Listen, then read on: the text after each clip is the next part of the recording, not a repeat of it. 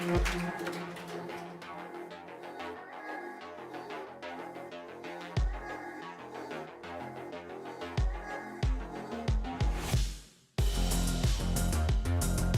muted.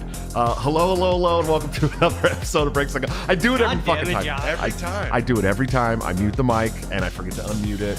So that, listen, if I didn't mute the mic, everyone would hear me talking during the intro, and that would be terrible. Okay. No, that'd be awesome. Yeah, that's where you say your worst shit. Yeah. Right. Yeah. Leave it. And then I'd pop on and be like, "Hey, what's going on?" Everybody would just be like, offensive, vile everyone would shit just be any like, of you "What?" have ever heard happens Exactly. during the intro. Just roll it. We're doing it live. Well, I hope everyone's having a wonderful Monday evening.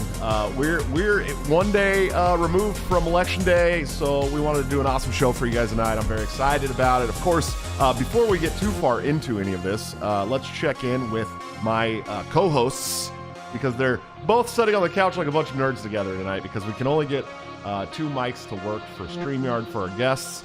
But my wonderful, well-haired co-host, Ryan Kurt, and of course, AJ Fisher. How are you guys doing tonight? Cheers. Cheers. We're doing good. Real quick, can I get some yep cocks in the chat? You're so quiet if you're not right Am up on I? that mic, dude. Yeah. Oh. That's why All I right, told you. yep cocks in the chat. You guys look like fucking nerds. Oh yeah, we are. It feels like I'm a backup singer in a 1960s band.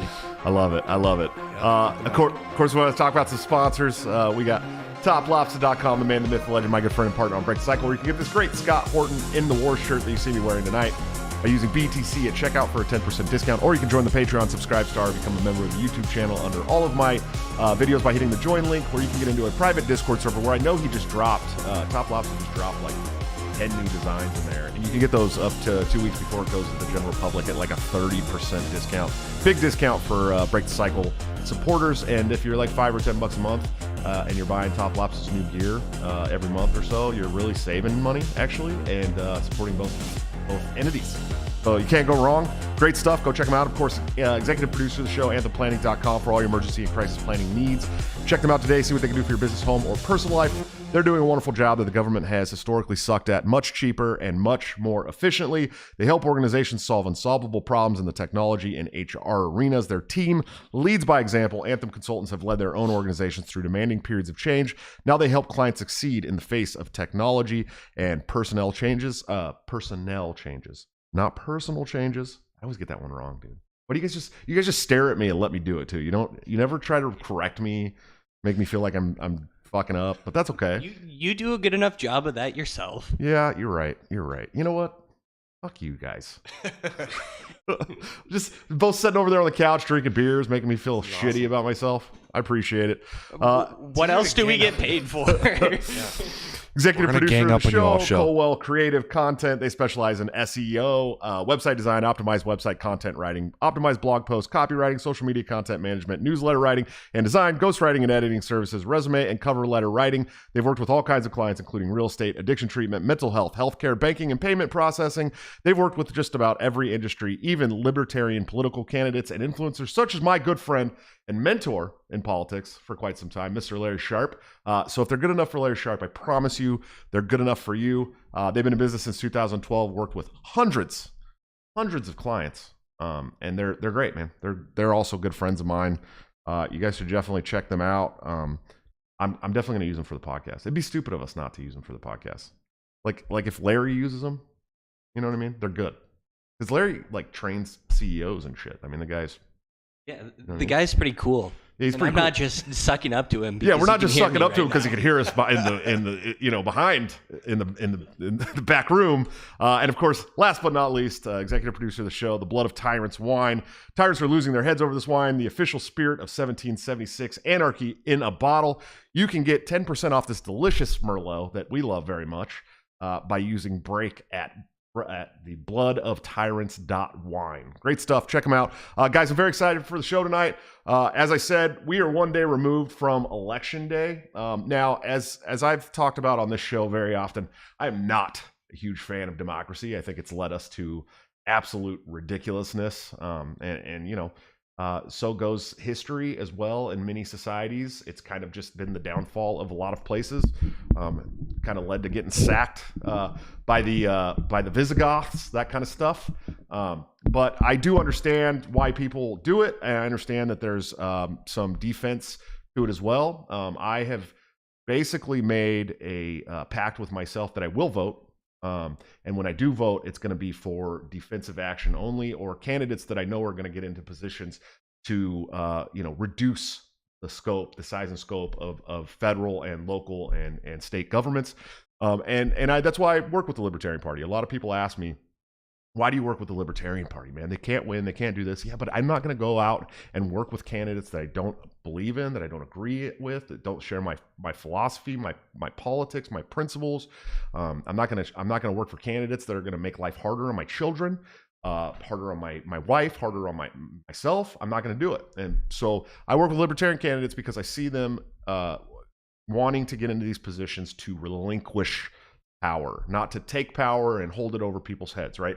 And I know some of my friends that work in the Republican Party, there's some doing that as well. It's fewer and far between in that aspect. But I wanted to bring on some great candidates that I followed for a very long time now. Great mouthpieces, great spokesmen for the principles and the philosophy of liberty, as well as principled change and radical reform on the state and federal level. So we're gonna hop on here, and of course, I'm gonna have to do my mouse pad and the camera tonight. But we're gonna start off with my good friend Dennis Misigoy, who is running for.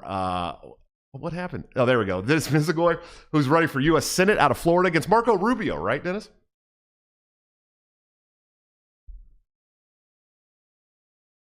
So, it's been an interesting ride and kind of just, all the sort of madness, but like to kind of parlay a little bit off of what you said, where, we sometimes get a little bit of a pushback from folks who say, well, the Republicans, people thinking that they're not quite so bad. And on a rarer occasion, maybe you'll get some of that from the Democrats, but it's so interesting. But, in this case, I feel like it's an easy give that, they're just so bad. Right. Both of them are just so bad that it really just shouldn't be a thing. And thankfully I've gotten so much positive response, and a lot of people, even where, if people have been paying attention with the stuff here in Florida, that we got somebody also running against DeSantis, but there's, and I get the people's resistance to that, but one of the things that's really encouraged me is I've heard so many of the people even say, even if they're not going full tilt libertarian, that they're still saying, well, I'm going to vote for DeSantis, but they're also going to vote for me. So, it's an interesting situation, but something where we desperately need to be fighting here and trying to, stave off whatever we can and, Yeah, no, I get that, and I also understand the kind of hold up when it comes to DeSantis. That's something that I understand. I have tried to talk about the fact that as for all the greatness that people hold for DeSantis when it came to the COVID stuff, he did shut down the state. In fact, that state had checkpoints to drive in and out of the state. I mean, it was really bad. He did a lot of good things, like our governor here in Iowa, Kim Reynolds. She really kind of fought the COVID regime very hard too, after the first couple months of locking down and doing masks and schools and all this stuff. So.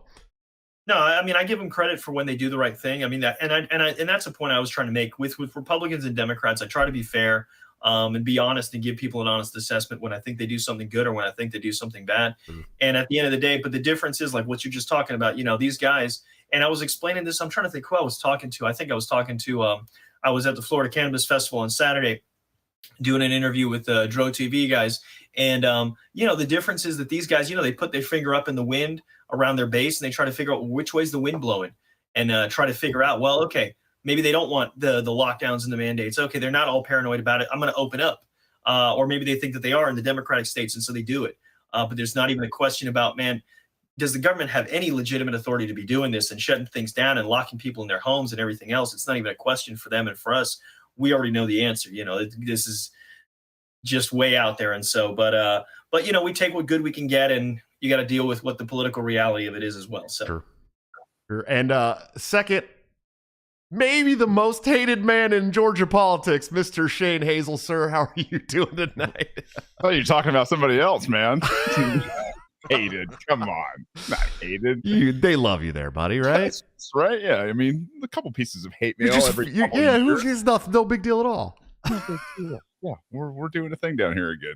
We'll see. Yeah, you have like a legitimate chance to pull a runoff there. Yeah, I mean, from the guy that's done it before without spending any money, we've got a pretty damn good chance of doing it this time. People are pissed, man. It's Brian Kemp, another lockdown governor. He was, I guess he didn't close us down, but then he reopened in the same breath. It was weird. I don't know. But now we're talking about amnesty and everything else at this point in time. And, it's one of those things where a lot of people aren't down with this guy. A lot of people are still, more scared of Stacey, but for all intents and purposes, the guy that I'm running against down here, Brian Kemp, is, God, he's about as damn dumb as the day is long. And at the same time, when he bent the knee to big pharma and the special interest groups and all the COVID regime, just invasion of bureaucracy of our business and lives, like people are kind of holding on to that. So, did you was that a question, Mr. Hazel? Was that a question? That will go down in history as one of my favorite libertarian debates of all time. When he asked you, was that a question? And you were like, yeah, it's obviously a question. It was pretty good. Yeah. And you asked him if he would apologize to the people whose lives he wrecked. And it was beautiful to me. Of course, I've always been a fan of yours, though. Well, and humbled, and holding a grudge for that long might not be the healthiest thing, but he had it coming. Absolutely. And next, the libertarian orator, the man that everybody knows, has traveled around the country. Probably one of the only people in the Libertarian Party that has traveled around the country as much as I have. And the most lovable guy in politics, Mr. Larry Sharpe, sir. How are you doing tonight? I am doing great. I am so happy that Shane is still yelling at people as he should be. Well done. So please keep doing that. That's awesome. And watching that debate, there were parts of it I didn't want to believe. I was like, is he really saying that? Oh my God, he is. It was great. So very happy that what's happening this year. Last time when I ran in 2018, I was really the big deal in 2018. Now I'm very happy. I'm not the big deal this year. Like a lot of us are running, a lot of us are big deals. This is really our time, and I'm excited about that and happy about that because this really is our time right now. And the fact that we are getting attacked so much that people are mad at Shane, that they're mad at me, that nothing but good. This is a great time for us. Sure.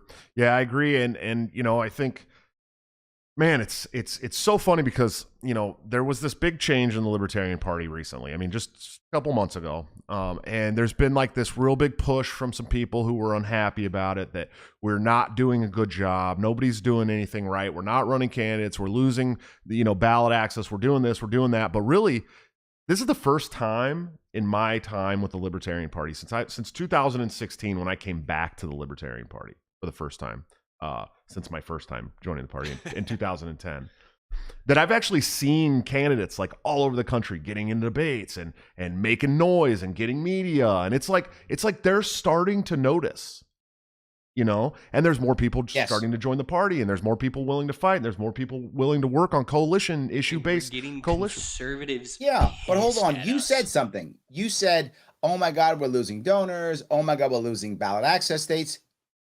The haters are the ones who are doing it. Like, of course. They're the ones doing it, right? It's not like the party's doing it. They're literally the ones doing it and going, look how the party's screwing up. Oh, you mean the things you're physically doing? Yeah, they're screwing it up. They're acting it themselves. I agree. I agree. The one meme with the bicycle and the guy sticking the stick in the spokes. Yes. Yep. Fucking Mises Caucus. Yeah, it's always the caucus. It's always the caucus.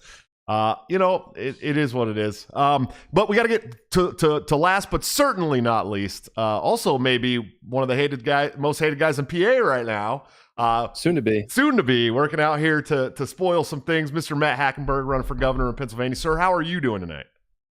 Good. Thank you for having me. I appreciate it. Yeah, we're having a great time in Pennsylvania. As I just told you before the show, we actually are getting quite a bit of pushback from people who are dearly concerned about Doug Mastriano not winning, really pushing us to drop out of the race and throw our endorsement behind him. But unfortunately, the man is a bit of a neocon. He gives a good talk, good populist spin, but he supports maintaining a peacekeeping mission in Europe and around the world, and that's a no-go for me. He's also not a big fan of drug dealers, thinks they should be convicted of murder. So sorry, I'm not going to drop out, and I'm not going to support that. And biggest thing of all, though, is the Libertarian Party. Like the Mises takeover is a big thing, and we have a bright future to go. So Yeah.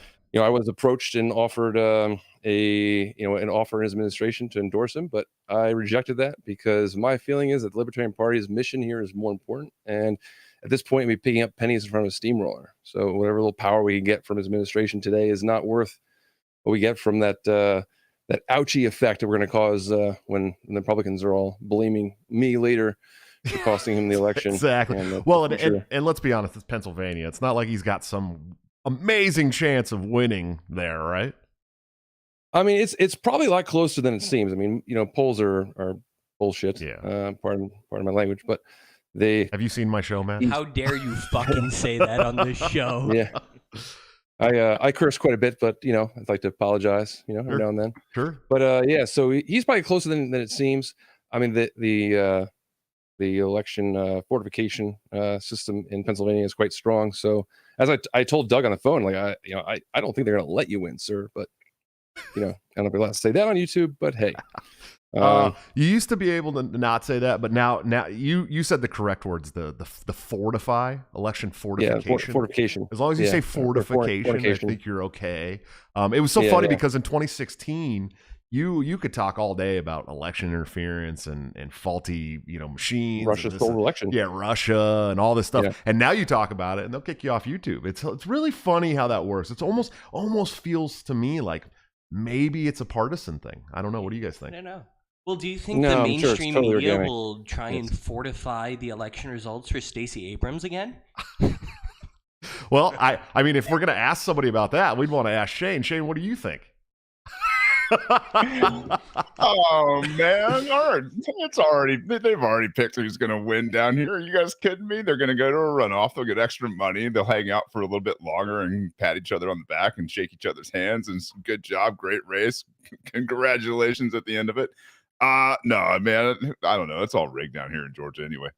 We've got these, compromised machines and compromised officials, compromised government. That's all compromised. I think what our biggest pull out of this whole thing as Georgians is going to be is to keep punching holes in the idea that you're electing, 20% of the population to kind of rule over the other 80%, right? Is like 20% Democrat, 20% Republican. One of those guys wins an election and all of a sudden they get to make executive orders that lock you down, lock you out of your business, medical mandates, you name it. Like, it doesn't matter. It's 20% that get to rule over the other 80% of the population here. So I think we're going to continue to just beat that drum until Appalachian Stand is a place, and I'm Chief Warlord.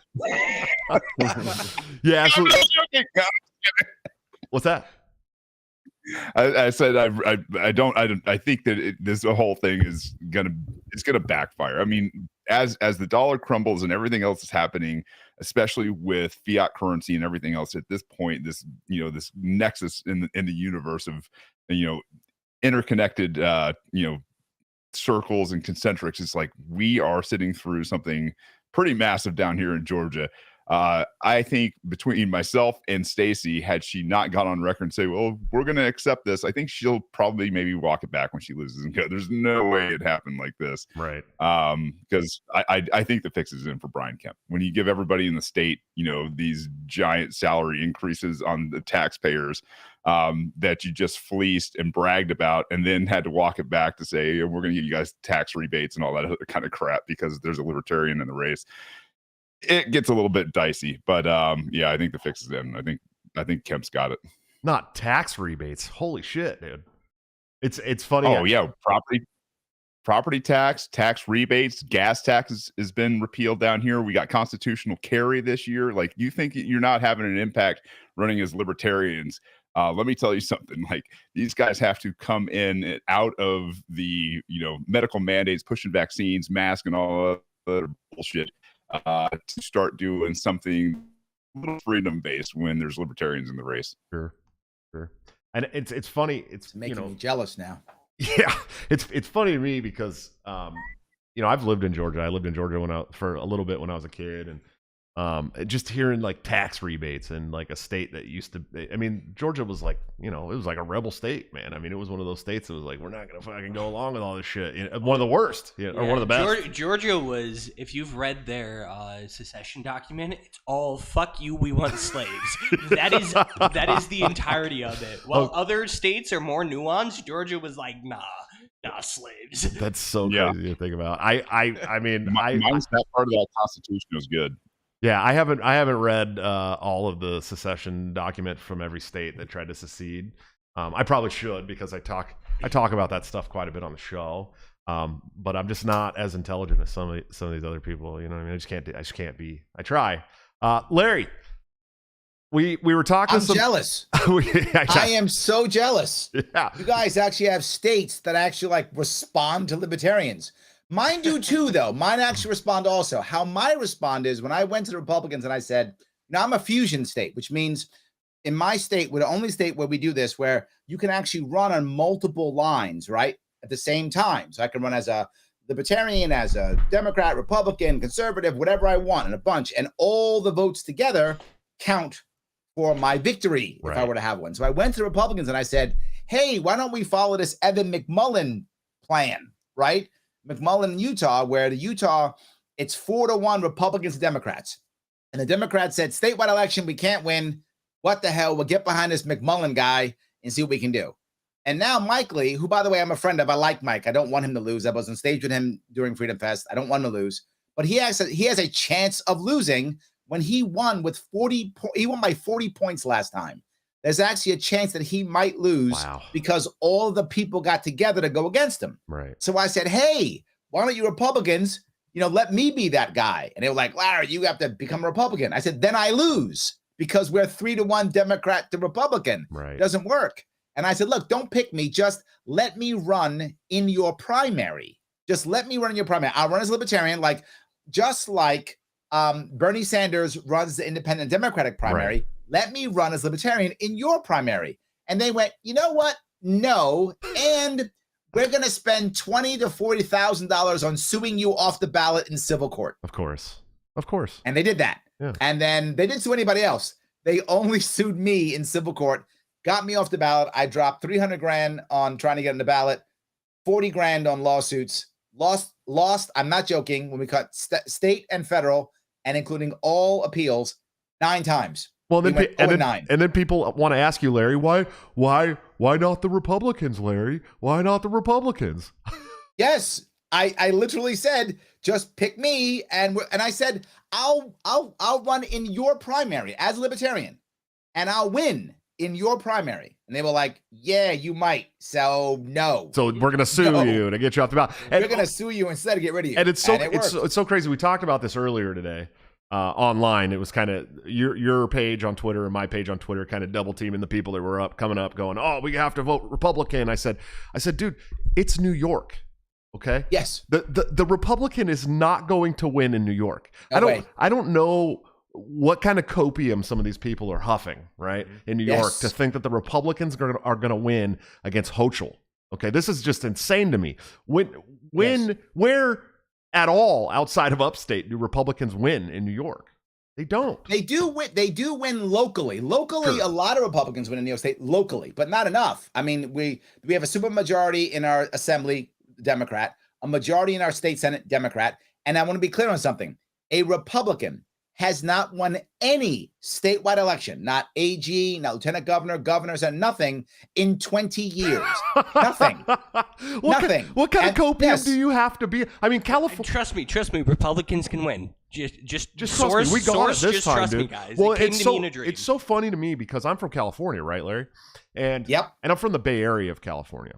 And growing up, I mean, even for us growing up, every 4 years there was a Republican. Every 4 years there was a Democrat as governor of California. Correct. Okay. New York hasn't even had that luxury.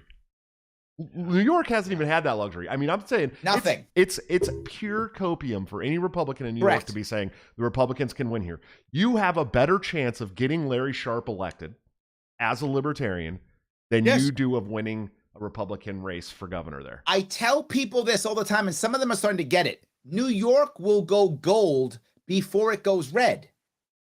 I know who supports me already. Like I know I've run already. I've lost already. I've run polling. I know I've spent almost $1 million in the past 5 years. I'm not even joking.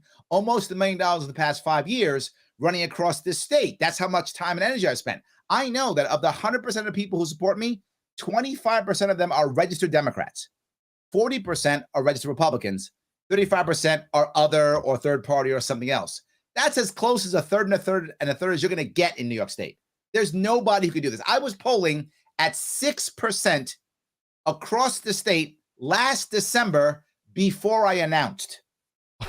And they were like, yes, I didn't announce yet. I was polling at 6%. And I was like, whoa. Okay, guys, this is a chance. And they went, yeah, you might actually win. So we're going to sue you off the ballot. Bye. Just absolutely that was their ridiculous. response. Absolutely ridiculous. I got a question go for Larry. Larry, huge fan. AJ Fisher. Do you This take isn't a convention. You could just be like, yo, Larry, what's up? Larry, what's up? Huge fan. So, do you think the threats against you are a sign of success? We were talking about that earlier about how they're coming after you because you are a threat. Do you see this as more of a success rather than a failure? It's a failure on my part, right? I take responsibility for this. When I was polling at 6%, what I should have thought, and I didn't, shame on me. I should have thought, wow, they're going to come at me with all guns a-blazing. I should trust no one, and I should go hardcore on this and make impact. That's what I should have said. But what I thought was, no, they'll understand how a coalition could work, and we could actually win this thing. What I didn't realize is the Republicans in my state have accepted the loss and just wanted to grift. And they knew that they couldn't grift as much with me. And that was accurate. They were right. And they were like, whoa, we can't grift with Larry. So we don't want that guy. He'll get in the way. Yeah, that's right. Because And we every be time I'm grifting wrong with when Larry. I guess about politics, it's because I think that anyone in charge is actually a human being. That's when I'm wrong. Right. And I was wrong again. Right. Of course. Dennis, what's up, buddy? How you doing? How you doing, man? Why did you choose to run against Marco Rubio? Like I said, man, it's a combination of things. I was looking at it, man. We didn't run anyone statewide in 2018. We were kind of in that mode where we had just kind of gotten started really going statewide with what we had Operation First Step over here. You a little familiar with that when you were running for chair the first time. It was something we had started down in Miami-Dade. I had gotten elected locally down there, a little special taxing district where I used to live over there. And I should have started this off with you are an elected libertarian. I don't know how I missed that opportunity. That's all right, man. That's all right. This is about the candidates and candidates run now. It's been a little bit since I've been out of there, but yeah, no. I mean, it was soon after I first got involved with the party, getting involved locally, that we were starting to have that push and really started doing it first down in Miami-Dade. The guys who were running there, was kind of like their brainchild, and really kind of just putting in the legwork to find these things. They asked me if I was interested in doing it. I said, yeah. And I kind of had stuff going on there anyway. And so I stepped up and I did it, and I kind of got a little bit of experience. I think, and what I keep telling people whenever I get the chance is that I think it's pretty relevant experience, because even though it was at such a low level, such a tiny district and everything, it's still the fact that like the first 2 years I was there, I couldn't do absolutely anything. I mean, literally the rest of the board voted against me every time. I mean, unless it was a motion to adjourn the meeting or approve the minutes, everything I did died for lack of a second. Anything they wanted to do, I was the one against four. And I mean, that's what it was for two solid years. Can I stop you there for a second? Sure, man. Can I tell you that I know exactly how that feels, being on an LNC for 4 years, that I had to literally go around. I would have to give Stephen Nikela motions and be like, you got to make this motion for me. I can't make it. They're going to vote it down. I know, or you know what I mean? Like, I could not say anything unless I wanted to make a statement. That was the only time I'd stand up. I'd give my speech. I know my thing would fail, and I'd give my speech, but that was the part. That was the point. So I totally understand what you're talking about. As an at-large on an LNC that hated me, I never could bring anything to the board at all.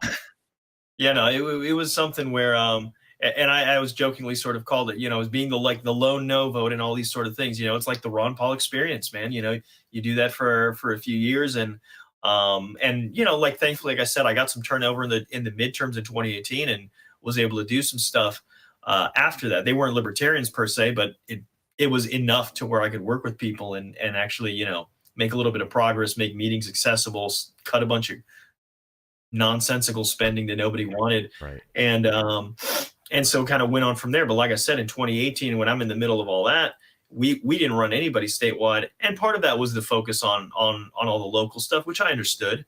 But the whole point of that was to say, well, okay, then we want to be able to use that as a pipeline to bring people up who are going to be able to do something. So I had, you know, a decent bit of experience from what I'd done. And, you know, it just happens to be you know, Larry's talking about, you know, all those challenges that he had in getting sued off the ballot and everything. And it's it's an absolute nightmare. And my hat's off to all the libertarians in every other state. One of the things that also kind of motivated me with all this and just kind of put the pieces in the puzzle, just set us up to be in the position to do it, is the fact that, you know, we do have more favorable ballot access laws here in Florida. And that's not thanks to the duopoly. That's thanks to, you know, a prior generation of libertarians and such, you know, suing for and winning in court. Because of them, you know, it's basically an even playing field in the sense that, well, the only thing I have to do is the same thing they have to do. So it's either paying the filing fee or it's doing the signatures. But and strangely enough, it's the same filing fee whether you're running for House or you're running for statewide for Senate. So so say, well, hell, we can put a libertarian in every ballot, and Marco Rubio is absolutely awful. So this should be an easy sell to anybody who's doing this. And so, you know, it's a combination of factors, but we decide, you know, let me do this, you know, and if nobody else is going to step up and do it, I figured, you know, hell, like I said, I can bring a few things to the table and just go out there and try and do my best to give out the message, put some stuff together and, you know, reach as many people as I can. And it's been an interesting thing, you know, and it's really you can't overstate the benefit to it, and particularly in a race like this. You know, I've been watching since the mail-in ballots went out, just the traffic on the website and everything just skyrocket. You know, my web, you know, at least a bunch of these videos getting, you know, hundreds and then 1,000 views and everything else. And so, you know, there's progress. People are noticing, people are looking and getting interested in it. And it's crazy to hear. Like I said, I was out Saturday. Some people come up to me and tell me, hey, I voted for you already. And that's just wild, you know, and, you know, just the whole thing that's going on, man, and talking to people and hearing some people tell me I wasn't going to vote and now I'm going to go and vote for you. And some people, you know, it's encouraging. You know, we're going to see, you know, we've done the best we can with very limited resources still, but at the end of the day, it's going to be, you know, we do our best. We let the chips fall where they may, and hopefully we make enough noise that you know, we can accomplish some of what the other guys here were talking about. You know, we try to push them in a direction, and if not something better. You know, I always jokingly say that not totally jokingly, but you know, it would take a miracle, but miracles happen. Yeah. So why not? They do. So why not? They do. Hey, Josh, can I just bring up one thing real fast? I'm sorry. Sure. I'm going to bring up one thing real fast. I never answered AJ's question. Yes, it is a good thing. And it means that we are winning. So yes, all the attacks we're getting means we are winning. Remember the old saying, right? First they ignore you, then they fight you. Then they fight you. No, first they laugh at you. First they ignore you, then they laugh at you, then they fight you, and then you win. There we go. We're at the fight part. So the win's coming next. So yes. Awesome, Larry. Thanks. They Absolutely. are fighting. Good deal. Shout out to Morgan Mogus for the $10 super chat. He said, That's what he's doing. You were gonna try and read the super chat? That's my job, bro. No, he said met Josh Shapiro on his bus tour and asked him if he'd debate Matt Hackenburg. Said he'd never been suggested, and his handlers immediately rushed him away. I don't think he likes me very much. Matt, you'd be up for that debate, I'm sure, right? Oh, I would love it. We staged something similar. Morgan is my campaign manager. He's great, and we did something similar where Doug Mastriano was going on Timcast, and we had a bunch of people get together and shoot him a bunch of super chats to read at the end, including one about challenging him to a debate. You know, Doug's big push for this race has been like, "Oh, Josh Shapiro won't debate me. He's a coward. He's a coward." So we called him out on Timcast IRL live. So if you're not a coward, then debate me instead. You know, and we'll see how that goes. So we got a little attention from that, which was always lovely. Yeah. It's always nice to make these people look like the clowns that they are. And they are clowns, man. That's the thing. Like, it's you know, Republicans, Democrats, all clowns. And it's like, look, dude, this isn't a new like idea in the Libertarian Party. Okay, like Like the party's been around for 50 years, and for some reason, we're just now starting to get this noticed by these shitbags and these.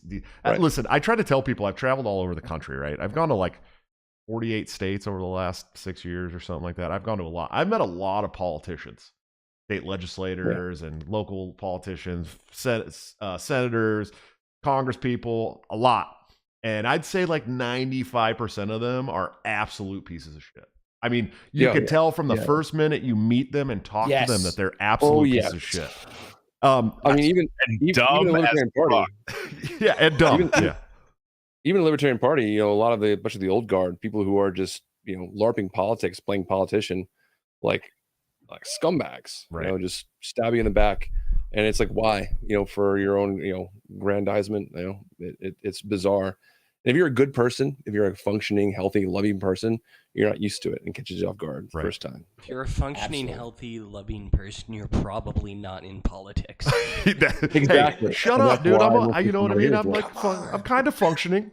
I call totally you high functioning. I am high functioning. Yeah. No, it's look. You're right with the party too, and it's so funny to me because this whole like infighting about how we're losing all these donors and all this money and we're not doing. But like I'm, I do admit that for like the last 2 months or something, I've been kind of MIA in my duties as vice chair because we're working on this adoption process and all this stuff. It's been a lot, okay, and I'm gonna get back to it probably around Christmas time, and I'll be good.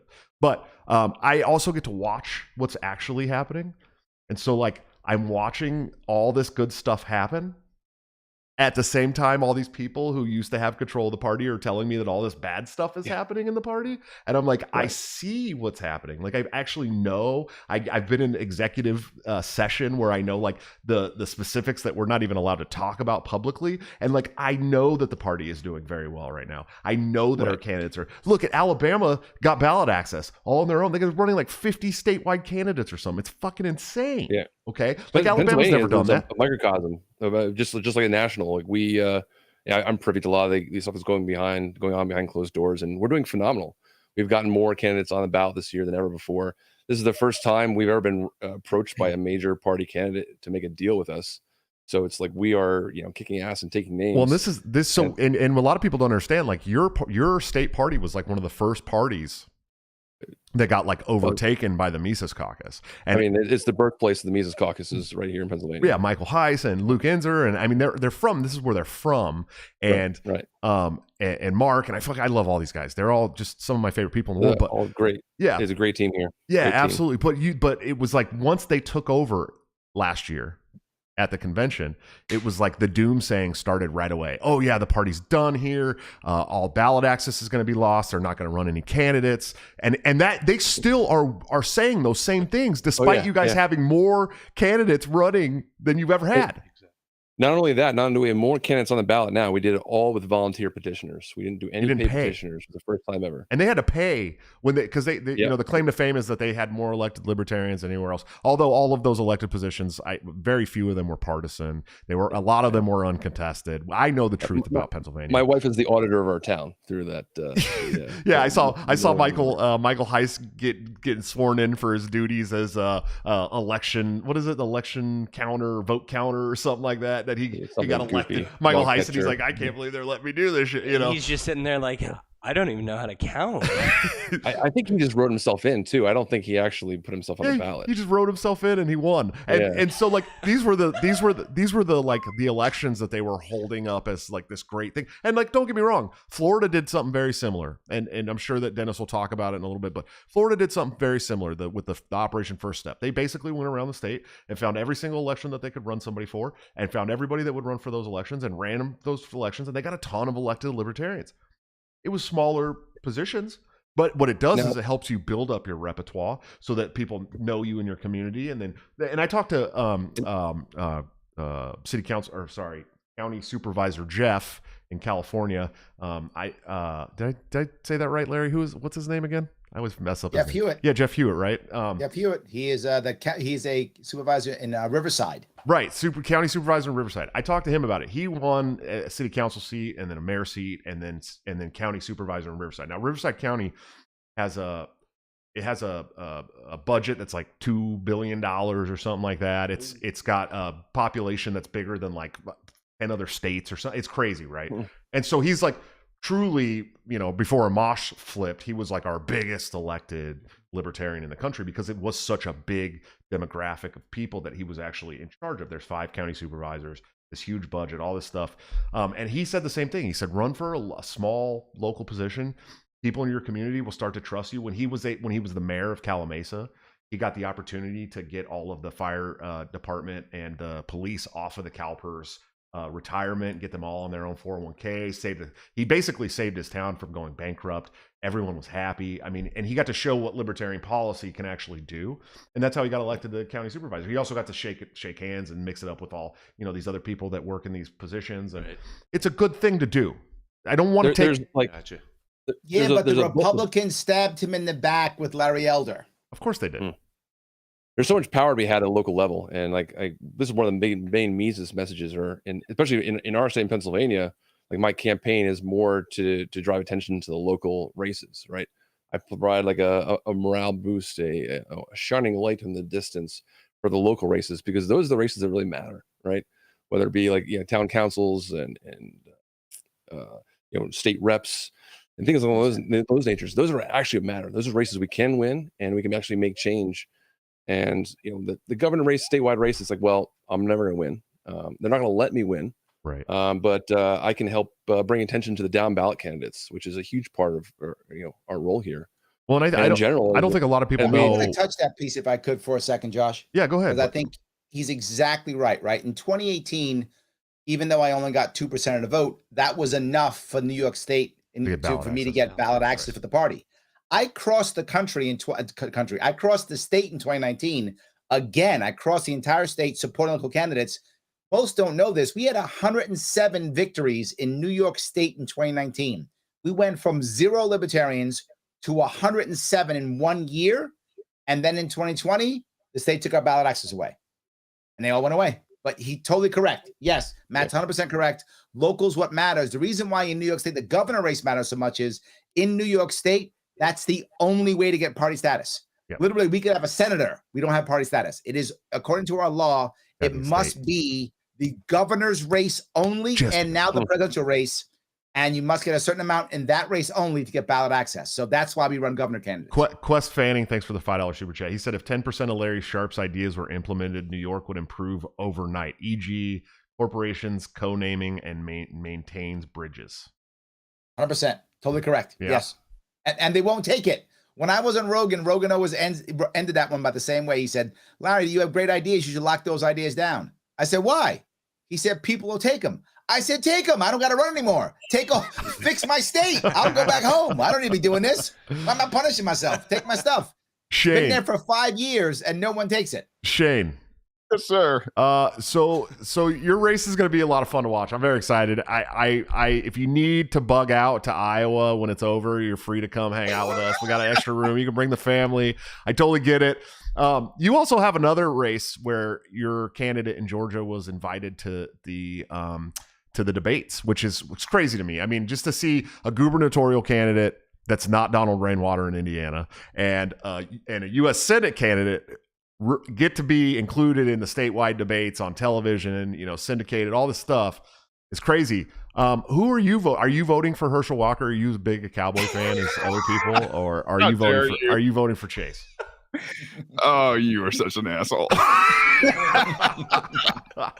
I'm just saying, I'm a huge Cowboy fan, and listen, I made a post recently. I said, as much as we have fundamental issues, me and Chase, I would still vote for Chase. I would. And I'm a huge Cowboys fan. Okay, it's funny. Chase and I went to the same high school. I'm going to put the onus on Chase to still earn my vote before the end of tomorrow. Right? Like I'm not going to vote till tomorrow afternoon. Chase, if you hear this, earn my vote. The ballot access thing, I think you guys are right on. But yeah, here's the thing: is you can make the ballot in Georgia, and I think you probably make the ballot in a lot of different states depending on what the ballot access laws are. The debate stuff here in Georgia it's kind of a fluke, right? This Atlanta Press Club that's hosted by the Georgia Public Television Network down here. Public television, for God's sakes. Of course. Something that we libertarians are just like, oh Jesus. How can we Like, get more money for public for public television, Shane? Can Come we show on. up on this? Let me tell you a little bit behind the scenes about this kind of stuff. When they invite you in to do these kind of things, you are a prop for them to say, hey, listen, we invite everybody. And then what happens is those two on the the left and the right, quote unquote, the Republicans and Democrats, they attack each other. And as they're attacking each other, then they're not saying shit about you, the libertarian. So you have to be very like, hey, listen, we're gonna say something on this subject. Whenever you guys bring up the subject, we're gonna say something, or else. And then you also get labeled like belligerent, an asshole, like all sorts of names, right? It's just like you have to do this kind of stuff. But I think to echo you guys, like the ballot access at local levels, because here in Georgia, we have our first, as libertarians, our first full slate of libertarians at the state level. We can't run anything below a state level candidate. So if you want to run for mayor or dog catcher or something like that, like not happening. If you want to run for Senate, you want to run for governor, AG, commission, whatever, you can do that for now. They just got rid of PSC and all that fun stuff down here. But like I think this is kind of where, if you get these type of opportunities, you better be ready to go. Like it's one of those things where like you get a moment, and if you can talk about things like ballot access, and you can call, Stacey Abrams a liar on national television, basically, and say, hey, listen, you're trying to get, voters in the booth for Democrats, but you don't really care about voter oppression in terms of ballot access for everybody else. Great time to make those kind of points. But yeah, I mean, for the most part, yeah, we've got a pretty good ticket down here in Georgia. Ted Metz as the attorney general. Yeah, I think it's attorney general he's running for. Am I doing that right? Like, no, Secretary of State. I'm sorry, Secretary of State. Yeah, Secretary of State. Yeah, I love Mark Ted, by the way. Fucking amazing. Man, Ted is a great candidate, and he is right. Like he's got a real chance to do something pretty big down here. Like if Ted doesn't get more of the percentage than everybody on this, that's how this whole thing is fixed down here in Georgia. Like Ted, after the 2020 results, Brian Kemp being the Secretary of State at the time that instituted the machines that we vote with down here, and then you've got Brian Carr, who's his lackey, and right. at the same time, like fixed elections and everything else. Yeah, Ted Metz should do extremely well in Georgia tomorrow night. For sure. Shout out to my friend Hector Ruse. Thanks for the $5 super chat, man. He said, this is a great moment to remember. Florida hasn't had a statewide candidate in 10 years, and now we have two, Dennis Misigoy and Hector Ruse for governor, who's running against DeSantis. How do you feel about finally having some statewide candidates, Dennis? I'm just, my focus is not, it's more than even just having candidates. We don't just want to have a name on the ballot. Sure. You want to have it, and you want to actually use it and be put out the message and have people hear. And so that when people come and look at it, I don't want to throw somebody under the bus, but we had, a candidate in another state out west, because I think all of us here are just up and down the East Coast. So, we had a candidate out west, and there was, the soundbite that was going around was not very, didn't really make us look all that good. And, I want us to look good. I want us to, represent the principles that got every one of us excited about, being involved in this. And I don't want to say just got us excited about it, but, like Larry was saying, we'd love for everybody else to take our ideas. We'd love for the guys who are just so into getting elected and they will do anything to get elected. We would love for them to take our ideas and, just make the world better. And not have to do this. We do this because they won't do that. We do this because they refuse to do the right things and kind of follow with that. And so for me, it's just, having somebody on the ballot. Look, I get it from the layperson's perspective, out of sight, out of mind. So if they look at a ballot, a couple, like I said, back in 2018, we had a gubernatorial race, and we had the Senate race with Rick Scott and Bill Nelson. And those are the only two names on the ballot. And look, if I'm going to sit here and harangue people and say, man, the Republicans suck and the Democrats suck, I got to give you something else. And I'm trying to give them something good so they can actually look at that and say, and so, and so I'm hopeful for how that's going to look. And we're going to see, particularly I think in my race, at least seeing what that's going to materialize. And I unfortunately haven't had the benefit of, getting invited to the debates, but I had the benefit of being on the ballot. So we're going to see how the chips fall, man. Sure. Sure, and I do want to give a shout out. Martin Cowan is running for Attorney General in Georgia, by the way, who I love to death as well. Martin Cowan is one of the most based boomers I've ever met in my entire life. The guy does not give a shit what you have to say about anything. He's going to tell you how he feels, and I think that's a great spot for him, Attorney General. I didn't even realize that Martin was running for Attorney General. I try to keep up with every libertarian race that I can. It's hard, you know what I mean? When you got, I think we just have thousands now. It's really hard. Well, I think we just looked up, and there was like over 300 statewide races being run right now, 700 local and county races, and then several federal races on top of that as well. It's a lot to keep up with, and there's a lot of candidates that I like, and I catch them here and there, but man, it's a lot, you know what I mean? And I know that there's probably people who are like, hey, how come you didn't have me on your show? How come you didn't have me on your show? And it's like, I would like to have all the candidates on my show. Unfortunately, my show is only twice a week. We'll do like a week-long live stream before every race, and every single libertarian candidate gets like 5 minutes. Well, and it was funny because I have like a short list of like 30 candidates that I want to have on my show.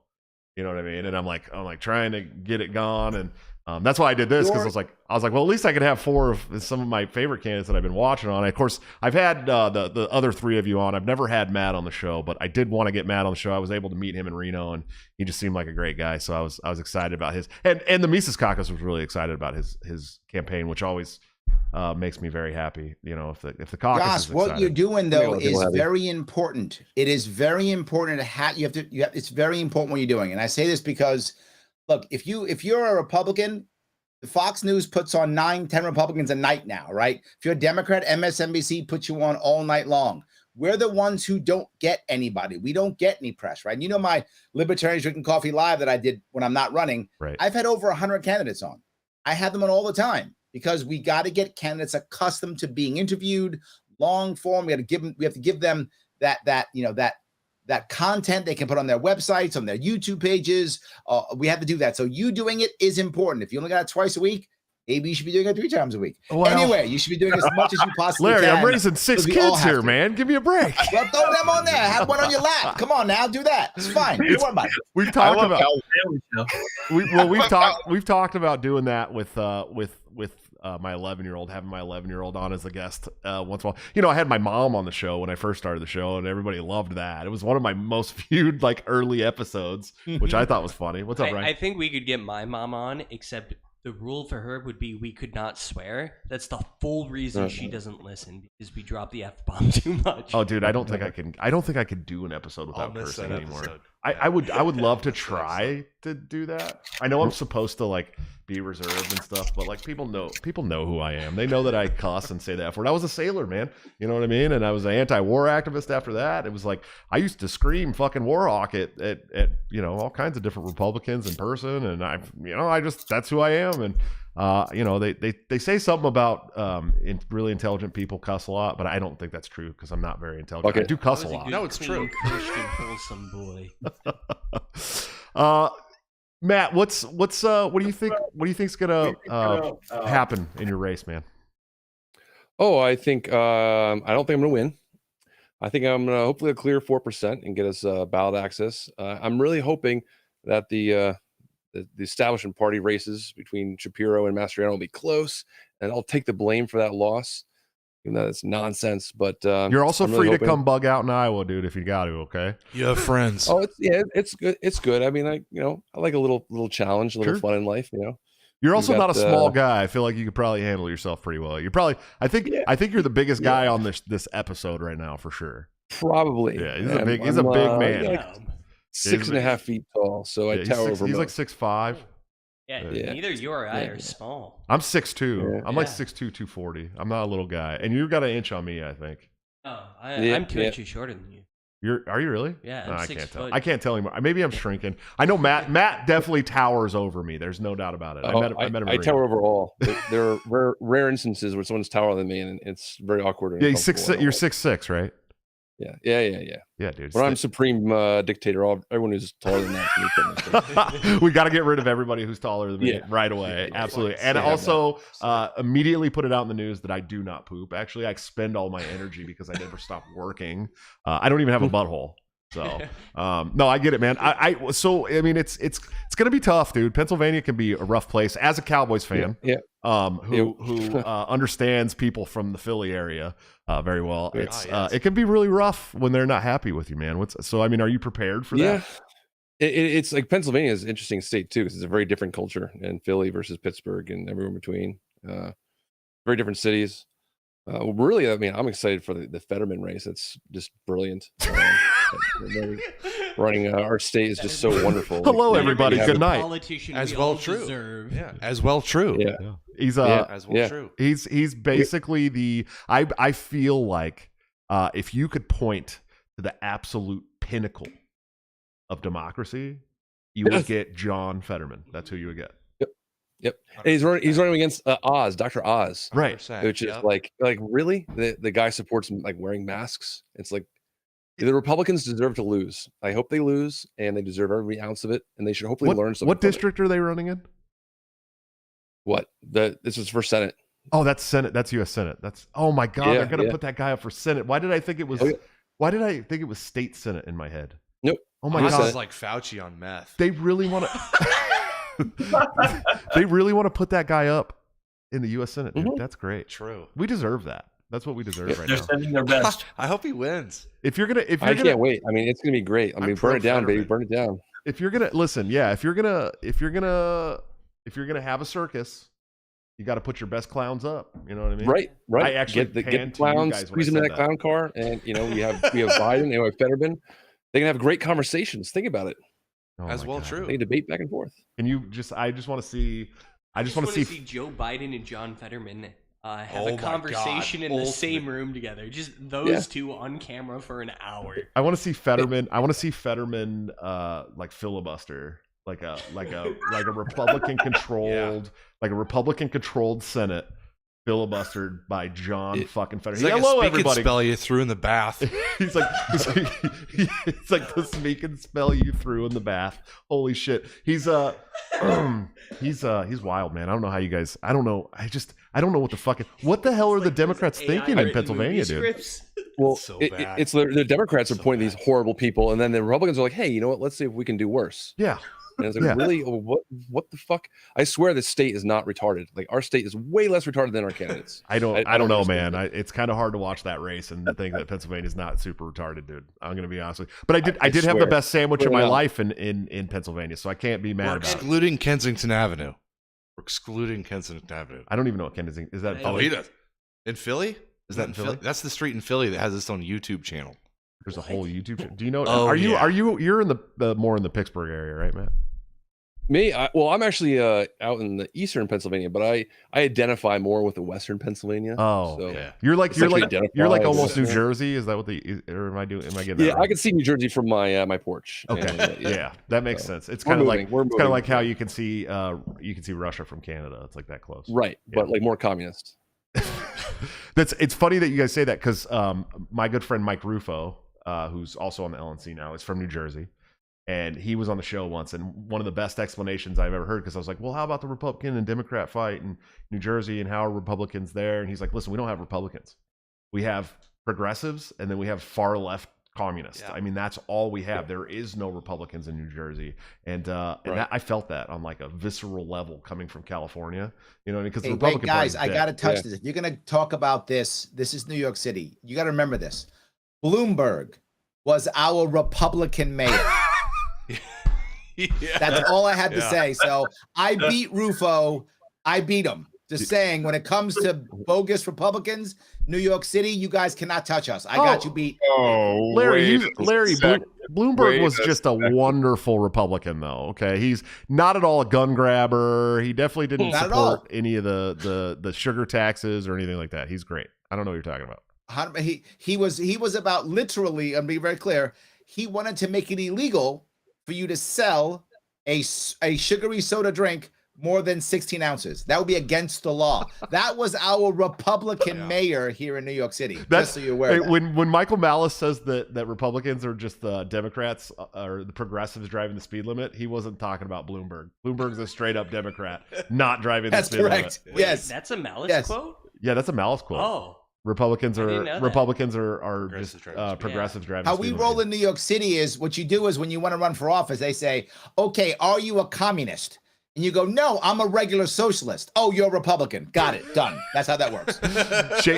Shane sounded like he had some objections there. What's going on, Shane? Yeah, I don't think we're outlawing soda drinks down here, but we have outlawed plants, and the Republican Party in Georgia has never been like far, I don't know, like towards liberty, right? Like that's never been a thing after the civil rights era, and we couldn't do that racist shit anymore down here.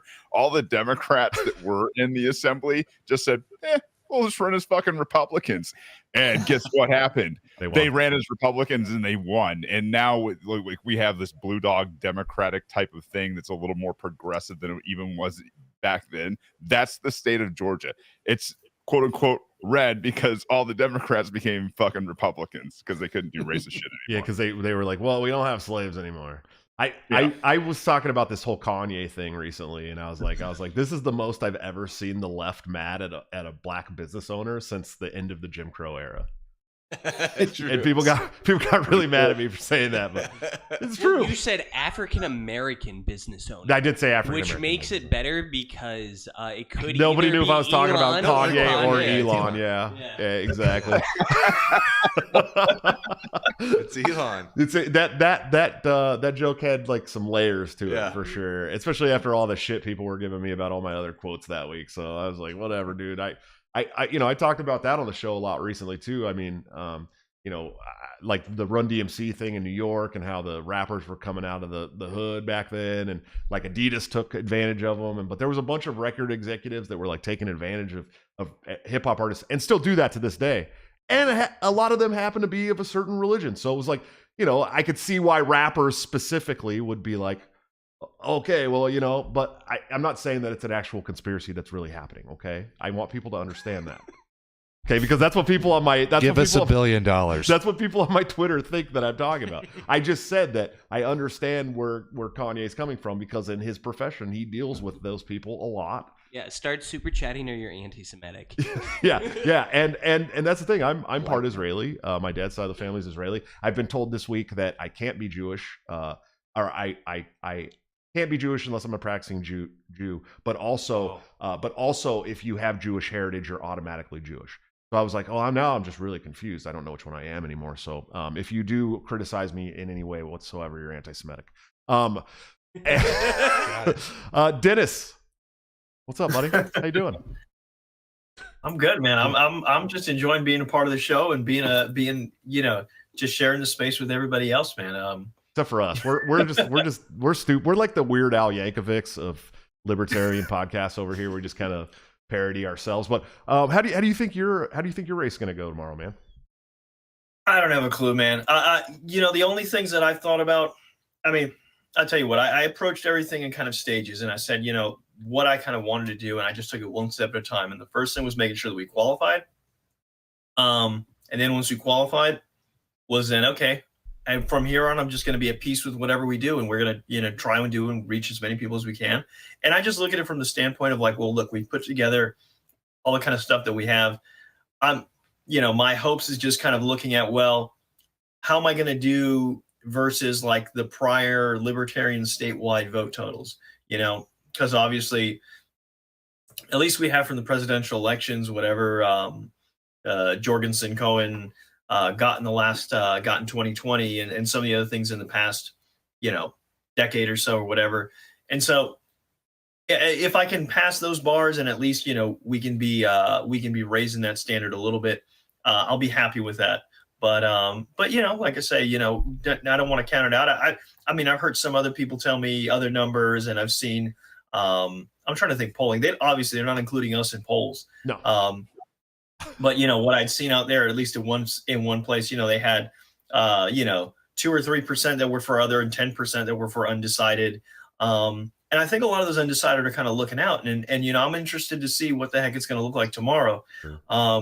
Obviously, when people are actually stepping in there and they're like, well, what's these are the names, and I'm sick of these people who are flooding the airways with these damn commercials and not really saying anything interesting and whatnot. And so we're gonna see if they go with it, man. I'm just at peace with it. I can't be anything else. I mean, we've done what we can to try to reach people and use what we got for it. And so we're gonna see, man. We're gonna see. Sure. I got another Quest Fanning super chat here. Thanks for the $5 super chat. He said Shane's debate performance against Abrams and Kemp was great. Good example of how to advance the liberty message. Yes, Shane. I agree. I agree with that. That was one of my a Ron Burgundy moment, where he just gets up there and he like has this thing on economics and it just goes really, really well for him. And he's just like, he snaps out of it. That's exactly what happened. I know that feeling because I've been in a few of those debates, buddy. I did like a 2.5 hour debate against Larkin Rose. Okay. That's a long time. And Larkin, and this was for Anarcho Polko. So there was like thousands of people watching online because it was during COVID.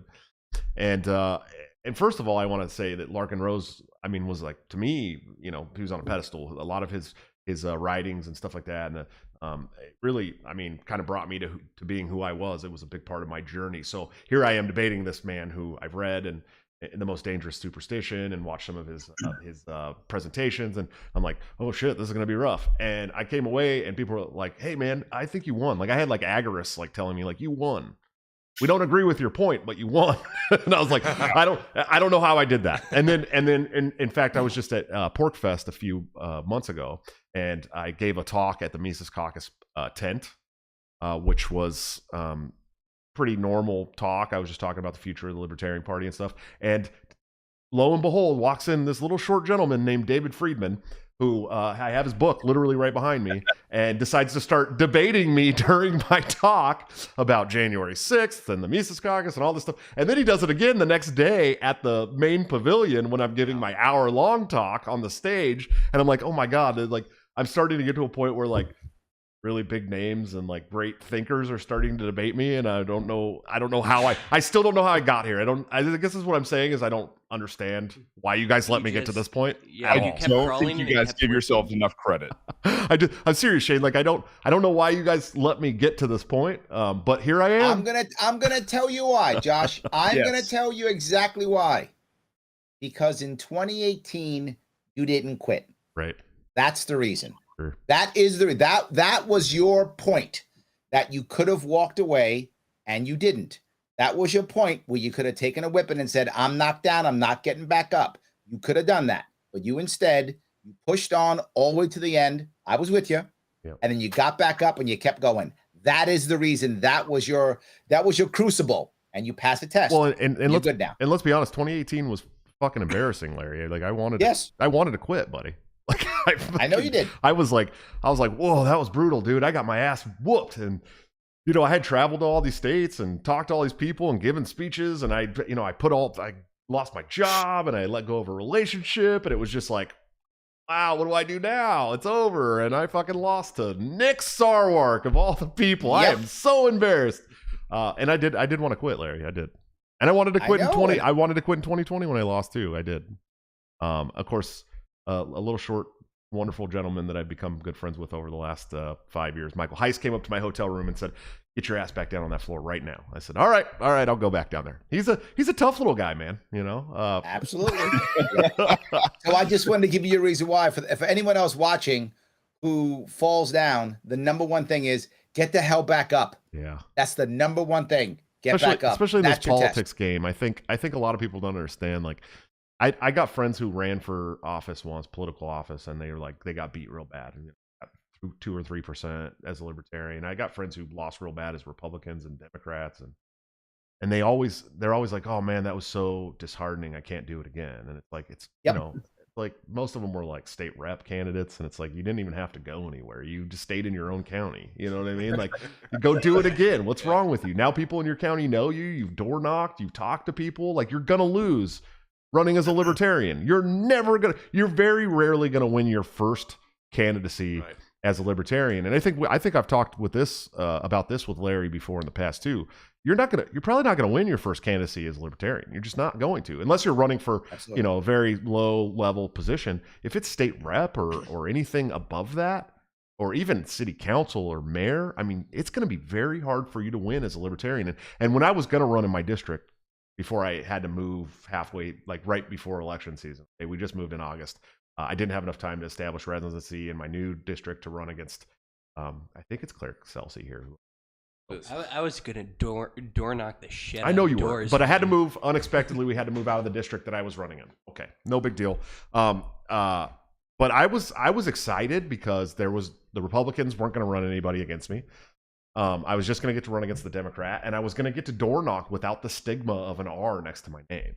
Okay, in a district that has mostly hated the Republicans, but were really mad at the Democrats for trying to push for lockdowns and stuff. And I was really excited about that. It's a really good time for us, man. It really is. After all the shit that went on. William Wells, thanks for the $10 super chat, man. He said, I find it ironic in the notable debates. They were all hosted by or in part by public television, Georgia and Arkansas.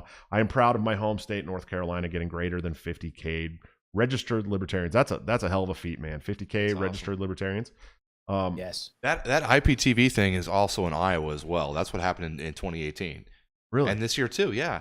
2018 with Jake. That was Jake. And then now in 2022 with Rick. I liked Jake a lot, man, but he went off. He went off the deep end on me, like personally, and so I just told him to kick her off. But I really liked Jake a lot. He was.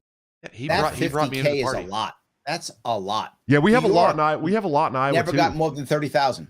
We have a lot in Iowa, and I think Nebraska for a while, if you can believe that, was the #1 registered libertarian voter state in the country. Nebraska was. So the Midwest is rife. I mean, it's ripe for this stuff. I mean, you can. This is Iowa's a libertarian state. It's on our flag. Yeah, it is on our flag. We just want to grow corn and be left alone. Yeah, we just want to grow corn and not smoke pot though. They don't want to let you smoke pot here. That's weird. The entire country is ripe for like reprogramming. It's like everyone's had their minds blown up with after Corona and everything else. It's like the Republicans are like, even Democrats. I'm surprised. I talked to Democrats, and they're like, I don't know about all this, and it's amazing. Just like speaking a message of like love and unity, how well it reaches and how well it lands on everyone, regardless left or right. Well, and we just went through so much tyranny. I mean, like tangible tyranny that actually turned people off to the state for the first time in my lifetime. I mean, I want to say that in 2001, 2001 got me involved in the military. Okay, I was going to go fight the evil terrorists that attacked my country. Right. Of course. And then that was the first time as a human being, as an American, that I saw we were in the wrong. Okay, and that's what made me an anti-war activist. And then, of course, Ron. You got to look evil in the eye and see the reality. Right, and then of course, Ron Paul made me a libertarian in 2008 after returning home in 2005.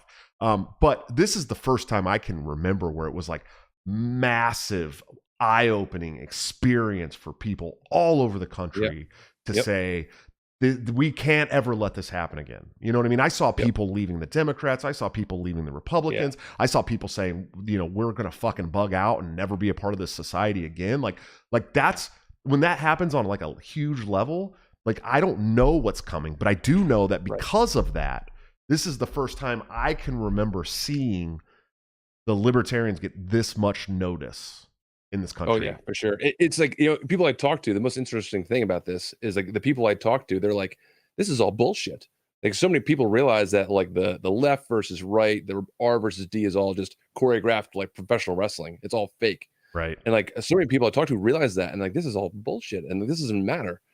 And it's amazing, especially people on the left. I never would have guessed like how many people on the left are actually realizing how much this is nonsense. Right. And I'm really stoked to see as time goes on, I think it's gonna get better and better, and people are just, like I said, waiting to be reprogrammed. Well, I talked about it a lot over the last year or so. It was so crazy to me because the left during COVID decided that they needed to simp for corporations, big pharma, and the police state. Okay, unprecedented. A reversal. Unprecedented. Meanwhile, the Republicans were arguing for holistic, natural care. I mean, like crunchy, organic mom shit. And they were like getting to a point where it seemed like they might be anti-police state for the first time ever. And I was like, holy shit, this is the craziest. You know, when people talk about, you know, how during the Civil War, the Democrats were, or back, you know, Jim Crow, the Democrats were the racists and the Republicans were the, you know, the abolitionists and this and that. Then they switched. And then they switched, right? Yeah. We're watching that in real time. And I was like, switching back. I was like, what the hell is going on here? What's the number one issue you guys run into? You know, you guys are saying you're door knocking, you're talking to constituents in your states. I want to hear from each person here. What was the number one thing? What was the lightning rod when you talk to people and you're like, oh crap, this is like, you know, 8 out of 10 people. I mean, like, what's the big issue? It's changed over the course of over the summer, but right now the biggest thing is fuel costs and especially heating costs. Like, how the fuck are you going to heat your home right now? It's almost $6 a gallon for heating oil. And then meanwhile, we have the major candidates talking about like abortion, which is like abortion's important, all guys, but like not as much as like, can people get to work? Can people afford to heat their homes this winter? Right? Are people going to be worrying about like their pipes freezing this winter because they can't afford to heat their homes? And they're not talking about this shit. They're just like, yeah. You know, we're going to talk about the narrative talking points. And people realize that these people don't care about us. They do not give a shit about us. Yeah, and, it's so crazy that you bring up the home heating thing. Like my power bill just like doubled. And that's not even talking about my groceries are like 27% higher than they were last year. Our gas is up like double. I mean, it's fucking unsustainable for a family of 9, let me tell you. Right. Well, it's like the emperor has no clothes and people are finally realizing it in a serious way. Sure. And it's going to get dicey pretty quickly. We hope so. I'm pretty sure. Larry, you were saying I think to Matt's point, right? Most candidates don't have policy teams. And I'm not joking when I say this. Right. I have great people on my policy team. Why? Because there's no one else as a policy team. What they have is communications teams. They don't actually create policy. They have to figure out a way to communicate their bullshit to you so that you'll buy it. That's what they're doing, not creating any actual policies. So I think what happens in my state is no one's mad at policies except because there aren't any. But what they are mad at, believe it or not, is still lockdowns. New York State was devastated by lockdowns. And I mean, we were devastated by them. Mandates on vaccines, mandates on everything, so that people were lost their job, people were fired. Larry, you can't bring that up. We got to give amnesty. You're not allowed to bring that up. I'm sorry. Oh, I'm sorry. Yes. So yeah, I will 100% give amnesty when maybe one of them says sorry, maybe, but I doubt any of them will. But maybe one of them might, but they won't. They just double and triple down no matter what. It is insane. And so the number one issue that I dealt with as I cross state is often somehow the responses for that. Also, crime's a big deal in New York State, but against me, the biggest deal I think is the old same thing. But Larry, we love you, and I hear this all the time. Larry, I love you, but you can't win. I'm recognized across my state all the time. I went up to Plattsburgh in the North Country in New York State, and the conductor on the train recognized me. I was like, "Oh, Larry, I voted for you last time. Oh, I talked to you, my friend in Albany." And then I'm up in Plattsburgh, and some family stops by and steps out and says hi to me and starts talking to me. So I get recognized. People like me, but they say the same thing. We love you, but you know what? You can't win. That's the biggest issue I deal with, not policies. It's the concept that they have to fall back to their masters, and the Stockholm syndrome in my state is massive. Larry, a lot of libertarians don't like it when I say this, but I won't offer any amnesty until Guantanamo Bay is full pending Nuremberg trials. No quarter given. I'm sorry. Well, I can't watch what these people did to my my countrymen and these families. Yes. And think that they can get away scot-free and then ask me to forgive them. No, fuck you. And it's still Hague, happening. go to the Hague. No, I have a family member requesting I take a COVID test before I go to Thanksgiving. Out with them for Thanksgiving. Yes, that's. And I just said no. Why do you hate? Why do you hate your family? Why do you hate your family, Ryan? Yeah. Why do you hate them so much? So why do you hate Grandma? I came to an agreement that I will say that I did not test positive. That will be my response. Yeah. Because I didn't test, so I can't test positive. Yeah, exactly. You're not lying. You're not wrong. BJ, thanks for the $5 super chat. He said, Josh, what was the best sandwich you ever had that was in Pennsylvania? And tell us why Prime Mantis sandwich. Oh, which Prime Mantis sandwich it was. Oh, and Eric for Senate and PA. I do like Eric. I'm a fan of Eric Earhart. I've known him for several years now. Eric is and great. met him around the country. I don't remember the name of the damn place that I had the sandwich at. It was downtown somewhere, and actually my friend Jeff who was also one of the original Mises Caucus members took me there because I was so excited to be in Philly and have a real Philly cheesesteak.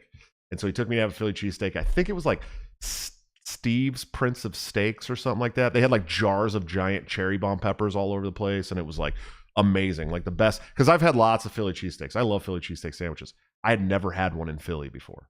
So I know that I was not actually having real Philly cheesesteaks until I went to Philly, and then I had a real one, and it was like you could tell the difference between all the ones I had, because we had this place all up and down the West Coast called the Philly Cheesesteak Shop, and it's supposed to be like Was it Cheese Whiz? Yeah, it was cheese. I had Cheese cheese whiz Whiz. on it. Yeah, cheese whiz and the bomb cherry peppers, and I do a thing that people. And the Cheese Whiz doesn't taste gross? No, it's great, dude. Okay. And I do a thing. I have cheese whiz up in my count, dude. I'm a fat kid. Okay, I eat cheese whiz on crackers like I'm just trying to imagine at it. 3 o'clock in the morning in my underwear. You know what I mean? Like I don't. We have Jersey Mike's. We have Jersey Mike's in Iowa. Yeah, Jersey Mike's is good. I can get affiliate Jersey Mike's. It's good. There's a place here in Iowa that's called Capriotti's that has a better Philly cheesesteak than. Anyways, we're not gonna get too far into the weeds about sandwiches, but I think it was Steve's Prince of Steaks or something like that. It was really, really, really good, man. I had never had one before like that. So, Shane, what are you running into out there on the campaign trail, buddy? Is it hard for you? No, it's knocking not doors. hard. No, it's the economy. Are you kidding me? Like it's super simple right now. Like the economy, I think Matt kind of talked about it a little bit, like on the skirts.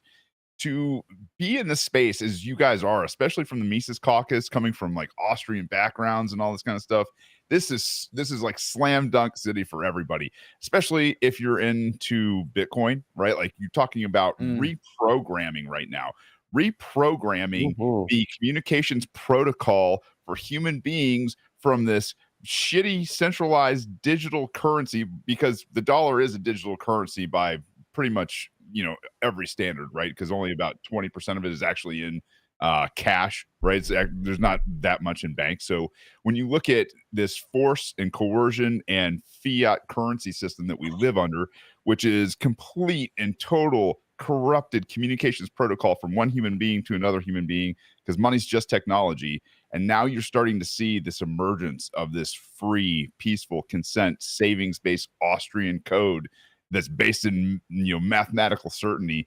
to give people hope and to show people like, look, it doesn't have to be like this.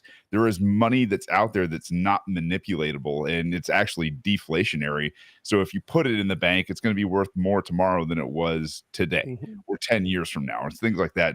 So to help people understand that we've got to change the communications protocol in between human beings, it's being received extremely well down here, because you're talking about something that lights people's eyes up. You give them hope, you give them something to learn, you give them something that is absolutely divorced from everything that's being driven down their throat by, the people that push COVID for years, the people that push mandates for years, the people that push, what was a economic collapse in 2019 under Brexit into this fictional world of, I don't know, like 1938, 1939 Germany, right? It's just like, you guys, we're up against some pretty sick people, and not being able to appeal to them through common sense, which everybody speaks economy. Like everybody speaks it. If you're paying more for gas, your neighbor's paying more for gas. I don't care if he's a communist, he's paying more for gas. You can talk about these things. You can have, great conversations. And if you got some, wherewithal, some intel, you can point them in the right direction, drop a seed, and hopefully help them on their journey a little bit. Because let's face it, we're not converting people. And Larry, I tell you what, I got an up close and personal lesson in this. Let's just say with, people who are new to the Libertarian Party, and like, it's a journey. Like you're just planting seeds along the way. And it's like, hey man, how do I love on you guys? How do I show you that like there are better ways to do this kind of stuff? We don't have to use this, archaic, club over the head or point of the gun kind of stuff. It's just here. If you find this fascinating and this is like what you're open to, then let me introduce you to a couple ideas. I'll set you down with a book, and then you can call me when you're ready for your next book. And when you're ready to start turning it off called in mainstream. And I'll tell you what, man, like that's the coolest thing is just to be able to sit there and say, hey, listen, you guys aren't different. Right? Like as much as you're unique, you're not different. You're all struggling with the same things, and we fix this. The Republicans won't be running your lives, Democrats, and Democrats. I should say Republicans. The Democrats won't run your life. Libertarians, we can just kind of screw off and be, these peaceful, warriors and gardens and all that kind of stuff. So it's coming across very well. Nice. The beautiful thing about Bitcoin is we almost have to do nothing for its victory, for it to win. The establishment's destroying our currency just fine, and all we need to do is be that shining beacon on the hill and provide that guidance and that light. So when the whole village is burning and down around, people will see, that's where we need to go. And it's inevitable. It's almost inevitable. Josh, I'm gonna have to run, brother. It's 10 o'clock. I gotta go. Oh man, what do you got a family or something, Larry? I got stuff to do. I got election day tomorrow. I got stuff to do. I apologize, but I got to run. Good. Hey, Larry, I just want to, before you take off, I just want to say good luck to you, my friend, my brother. I love you to death. I wish nothing but the best for you. I know that you are a beacon for this movement and this party and this way of life. So just keep doing the same thing you're doing. Win, lose, or draw tomorrow, man. I know you'll be back on the circuit doing something great the next day. So got to keep fighting. Yeah, Larry, it was and for everybody who cares, have you. LarrySharpe.com. Yes, check out Larry Sharpe. He's got a great show too. He's a great host. He's better than I am. We got to work on a studio. That's all. Yeah, but you have better co-hosts. Larry, thank you so much, brother. I appreciate it. Have a good one, guys. Yep. See you later. Good night. Man, okay, so let's move on. I know we're getting probably late for all. I gotta run too, brother. All these guys are on the East Coast. They're gonna start taking off on us. I knew it. A good thing at least I stepped out when other people were talking and go and put my 3-year-old down. Yeah, perfect. We'll get to Dennis in a second. Shane, you're gonna win tomorrow, dude. I know it. I feel it in my soul. Yeah, of course we are. Duh. I mean, we're gonna win, and then they're gonna rig the election and take it away from us, like they always do. This is what happens in Georgia. Yeah. Josh, I appreciate you guys having me on. Really, a lot of fun, guys. Thank you for hanging out. Super cool to be doing this kind of stuff, and especially at this time and place to be kind of forging ahead and making big splashes in this movement. You guys are amazing, so appreciate it.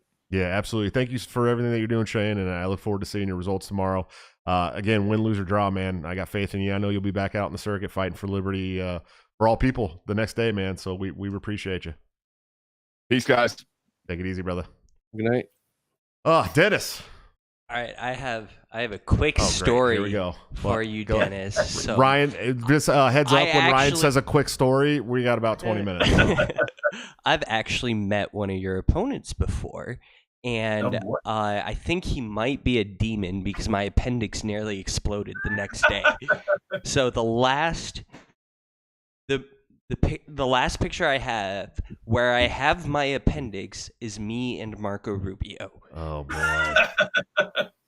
Dennis, you gotta win it for the little guy over here, Dennis. Yeah, at least for all the appendices lost. Yes. Is that how you I don't know if that's the right way or not. Is that how you pluralize appendix? I think it would be appendices, but it would just be. I think if you say appendices on the show one more time, you're out of here, buddy. All right. I'm just saying. Well, were there multiple appendices lost? You're out. Get out. I can't imagine you're the only one, right?